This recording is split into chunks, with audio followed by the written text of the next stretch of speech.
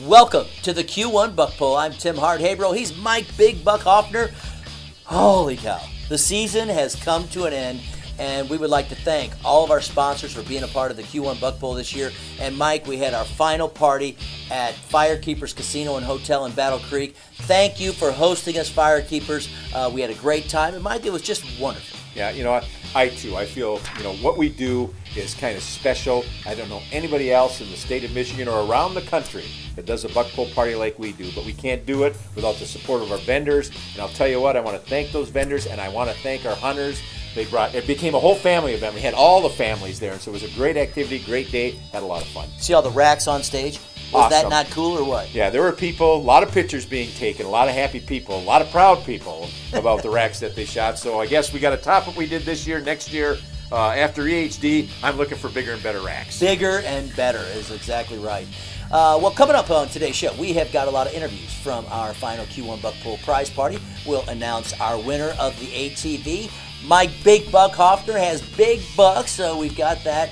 And we got all kinds of information on today's show, so stay with us. You're watching the Q1 Buck Pull.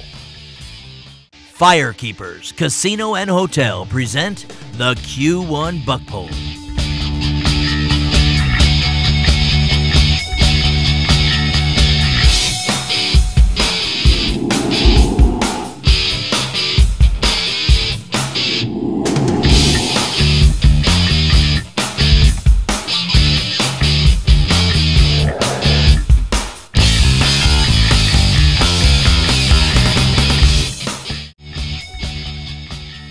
The final Q1 Buck Pull prize party. We've got the winner today, and we're going to talk about that here coming up. But, Mike, we got big bucks on. We had information from Lieutenant Craig Gray from the DNR, from Tony LaPrade, Ultimate Land Management, from a variety of sponsors. But we want to kick it off today with some big bucks from around the state. All right, let's rock and roll for the final show, Tim. Let's start out with Arthur Williams' 9-pointer from Southwest Michigan. The score was 43 1/4. Craig Scheidler from South Central Michigan's 10-pointer scores 43. Robert Littenmuth from Midwest Michigan's 8-pointer scores 42 3/4. And Christopher Griffin up in the Thumb, 8-pointer, scores 42 3/4. Well, Mike, we had a lot of winners of the Get a Gun with DNR Sports Center in Kalamazoo. That was a lot of fun. We couldn't sell the playing cards fast enough. So, people took home some fabulous guns. Yeah, they took home fabulous guns. I don't think anybody left empty-handed. If not, they should have at least filled their bellies. Yeah, exactly. Food was good, too. The food was excellent at Firekeepers, I will tell you this. Right now, though, we had some interviews on stage with some of our various sponsors, including the DNR, talking about what's happening with the DNR, what's going on out in the woods, what happened in the woods this year. Here's Lieutenant Craig Gray. Today, it's my privilege to have Lieutenant Craig Gray with us, and we are going to talk about what's happening. There's a license change starting March 1st. What's it about? Well, I'd like to thank you, Tim, for what you and what Q1 Buck Pull does to get the DNR's message out. And it's the people's message, the people that hunt and recreate in this state. Thank you very much. What's up? March 1st, licenses are going to change a little bit. We're trying to make it simpler, fairer, and more efficient. There will be a bump in some prices, but we'd be glad to talk to you about it. We're back in the corner here. If you want to come back, if you have any questions, feel free to give us a shout. Craig, what about the new restitution levels? Last year, if you were at Mount Pleasant at this event, I talked a little bit about the cheapest hunting club you could belong to. It's called the Trespass Hunting Club. Hey, how many people belong to the Trespass Hunting Club? Let me hear you. Hey, because I tell you right now, the DNR, they got a camera. They're watching right now. So the Trespass Hunting Club, somebody else must have saw that in the legislature because they said, you know what, that's not right. We're going to change it. So the legislature passed a law, the governor signed a bill that said if you're going to trespass, you're going to pay more money. And you're going to pay that to the landowner. It's instead of up to... Yeah, let's give that a round of applause. Instead of giving the money to somebody else, back to that landowner you trespass on. Previously, it was up to $250. Now it's went up to $750 it's going to cost you if you take it, if you trespass. If you take a deer, that's changed. Right now, up until later this month, if you took a deer illegally, it was going to cost you $1,000. Any of these bucks here, it would have cost you $1,000.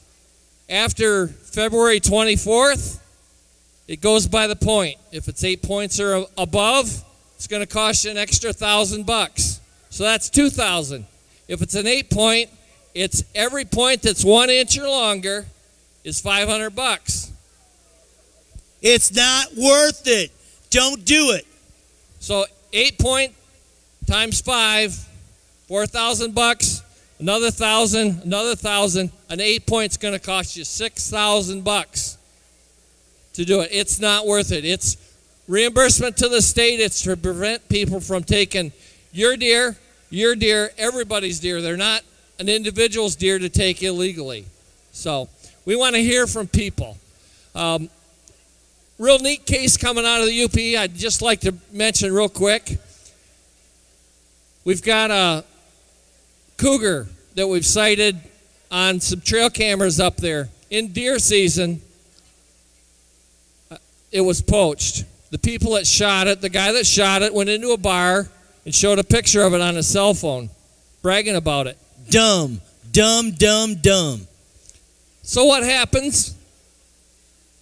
The people that saw the picture called our Report All Poaching hotline. We didn't see it. We got called right away. The people that shot it were from Lower Michigan.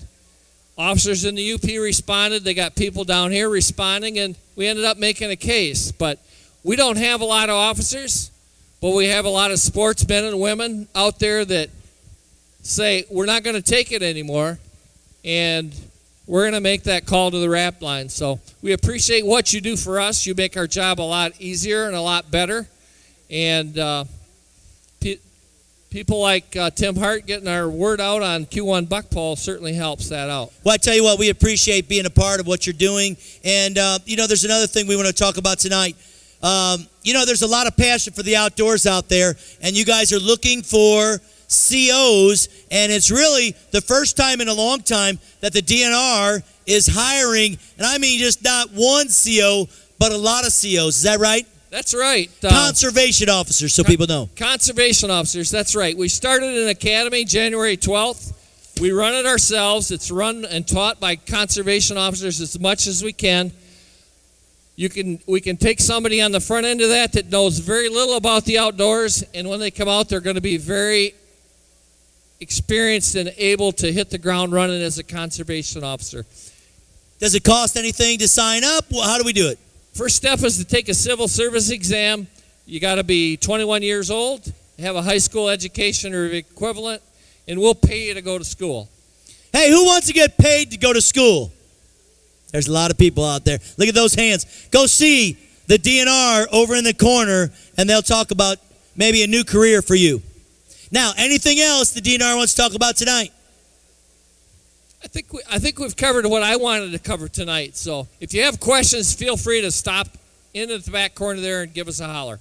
All right, let's give them a round of applause. The DNR. Thank you, Lieutenant. Thanks for being with us here tonight. You know, Mike, great information from the DNR. We appreciate them being a part of the show because, a lot of times you want to ask those questions, but you don't get a chance to, and we were able to all year long. They've become great friends of ours, yes, Tim. They have. I mean, everybody wants to look at the law like they're the bad guys. They're the good guys. They help preserve what it is we do and love to do, and that's hunting. Yeah, and if you don't like them, well, you're doing something wrong. Exactly. And so you pay the penalty. All right, coming up, we've got some more sponsor interviews along with some more big bucks right here on the Q1 Buck Poll, our final show of the year.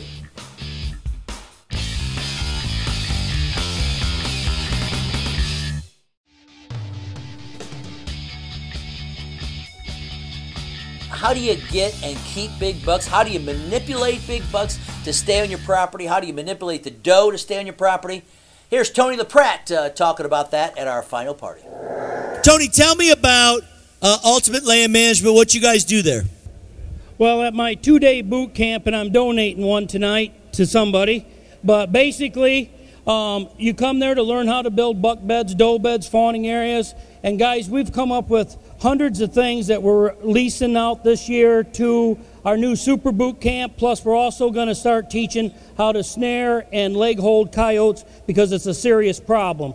But anyone that wins that and comes to my camp, you'll never hunt the same way again, and I'll teach you things about whitetails that will truly change your hunting for the rest of your life. And I will tell you this, you can look back on Tony's board back there. I went through the 2-day boot camp, and if you've got 50 acres, 30 acres, it really doesn't make a difference how many acres you have. Tony, it's all about manipulating the deer, is it not? That's what we do. We have changed the way deer will be managed forever, guys. It's a new horizon in deer management. And what we do is teach people how to draw big bucks in on a small piece of property and hold them tight during daylight hours by the way you design, food plots, etc. It is an awesome deal, and I will tell you, bring your boots because you walk a lot. You walk all your land, and Tony, very unique concepts. And this is the Whitetail Boot Camp that we're giving away. It's a 2-day Whitetail Boot Camp. I thoroughly enjoyed it. Tony, anything else about deer? How was the season this year? The season was great. We have a lot of deer. Of course, a lot of you have problems with the disease, and now we're dealing with something else with the cold winter and the deep snow, and we're going to have a lot of winter kill for people that can't put enough food plots in. My deer are doing great, but my whole life has been around the white-tailed deer, but a lot of deer are having it rough this year, and the coyotes are out of control, and we need to control them. They're fawn-eating machines, and so address that, people. If you get a chance, get a good trapper on your property. It'll pay big dividends. Daniel shot a 19 pointer. Hey, Daniel, speak nice and loud. Nice and loud. And quickly tell us about that hunt. I actually shot him on the evening of Halloween when it was raining. 2 years prior, I had to let the deer go because I was tagged out. He's about a 140-inch bladed 10 then with a bunch of kickers. The following year, I hunted him. Never did see him. I ended up tagging out with 2 dandies before I seen him. I think I overhunted him that year. And then the third time I went in that tree stand, I ended up getting him. So, that's an awesome looking buck. Did you have it scored any other way? CBM scored him. And? He grossed 180.1 and netted 171.1. Obviously your biggest buck? By 2 inches. Oh, so you've had another big buck, have you not? That's my 18th one in the records. 18th buck in the records, and where you're hunting at, sir? Over by South Haven area. Kind of a general direction, what you're telling me, is that right? Yes, it is. Hey, let's give our first place, number 4 region, Southwest region, a round of applause. Evan Schlafly, an 11-pointer, total score 47.5. Evan, tell me about the hunt. Nice and loud right in the mic. I've been hunting this deer for 2 years on state land in Manistee County. First year, deer pretty much outsmarted me. Come the second year, I ran 3 to 4 trail cameras, pinpointed his bedding area, moved in on him. I was able to get close enough to him on an oak ridge right near a swamp. Opening afternoon, sat in the stand. It was about 40-mile-an-hour winds, 2 o'clock in the afternoon. Died down to probably 15 by about 7 o'clock. And that's when he walked in, came through on a runway, ended up shooting him at 18, 19 yards. He was quartering to me. When I hit him perfect, but when I hit him, he spun away from me, and the arrow ended up hitting him in the, went right through the lungs and back through the hind quarter and didn't have an exit hole. So I had no blood on the ground. Looked for a little bit. There was nothing, so I pulled out, waited till the next morning. Me and a couple of my buddies went in there, ended up finding a couple specks of blood, tracked him 80 yards, and there he was laying. Let's give him a round of applause. Our top buck from region number 9. So Mr. Joe Kreft with the biggest buck in the number 3 South Mid region. Hey, tell us about the hunt real quick. Well, you got to talk right into it. Right into it. It was dead hunting until about 20 minutes before I saw this. I saw 3 bucks, 2 does, and 3 more bucks. and they were just chasing each other everywhere. And then this one come out of nowhere, and it's bigger than any of them. And he stopped in the 2-track, and I had about a half a second to shoot, and I shot. And we tracked him for 8 hours. Did you have a lot of help? 3 guys on our hands and knees, no snow. Okay, 3 guys, hands and knees, no snow. We found him the next morning. You got to pick it up, tell We him. found him the next morning.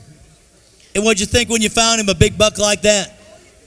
I didn't find him. They did. They called me at work and said, we got some good news. He's not the 10-pointer. So you got some friends that found him for you. Is that right? Yep. How many friends help their other buddies find a buck? Let me hear you. 1, 2, 3. There's a lot of help out there. Thank you very much. Well, Joe, is this your biggest buck ever? Biggest buck I ever shot in 44 years of hunting. Another one of our great sponsors, Tony LaPratte, Ultimate Land Management, and the Whitetail Boot Camp. If you've never been to the boot camp, I have. It is awesome and well worth the 2-day investment. In addition, we had some great interviews from the final party. A lot of fun. Yeah, you know, I've been there, and I'm so proud of Tony. You probably don't know this or remember this, but Tony is one of our former graduates out of our Natural Resources and Ag Science program, and he's doing what he did when he was in high school, but doing it better than ever before. All right, stay with us. When we come back, we're going to announce the winner of the Yamaha Grizzly 350 ATV from Custom Connection Motorsports, along with some more hunting and deer interviews, and you're watching it all right here on the Q1 Buck Hole.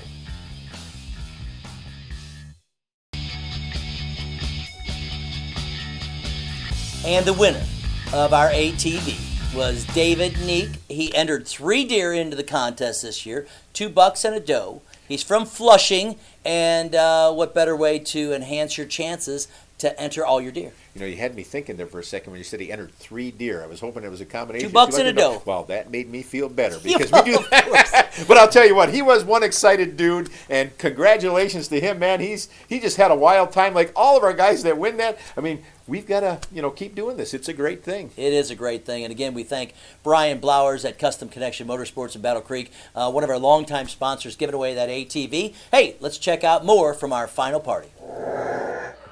Hey, when we give this ATV away, we ask one thing, that when your name is drawn, you better be jubilant, you better jump out of your chair, and you better run up here. However, this year, please do not jump on the ATV because we kind of have it on stands, but you're more than welcome to try to hurdle this stage. I'll give you props. Please. I don't need anybody hurt this year. All right, you also do custom, they also do custom choppers at Custom Connection Motorsports, and we are ready though, man. People are ready to go. Let's do it. All right. I'll have Glenn. Glenn's going to reach in. Who wants to win the ATV? Who wants to win the ATV?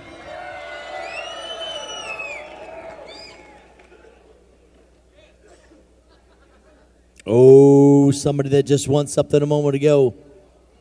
Go ahead. The winner of the Yamaha Grizzly 350 ATV is from Flushing, Michigan. Woo!